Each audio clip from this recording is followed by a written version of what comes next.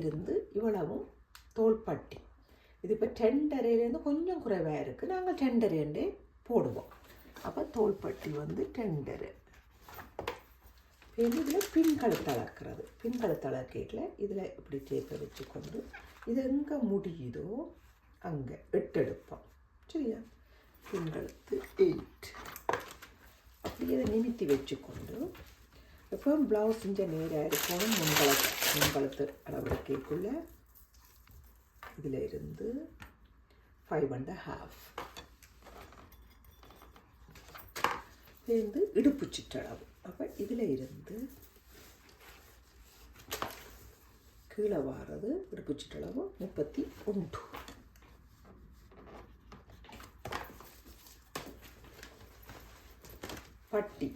பட்டி என்றது இந்த பேண்டு, அதாவது முன் துண்டுக்கு கீழே வாரது.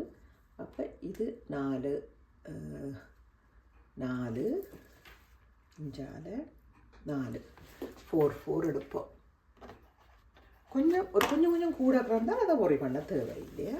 அடுத்தது முன்னுயரம்ன்றது இந்த இதில் இருந்து இந்த பட்டி வரைக்கும் வாரது. அப்போ டாட்டை பிடிச்சி இஞ்ச வரைக்கும் வரணும். முன்னுயரம் 12.5 வரும்.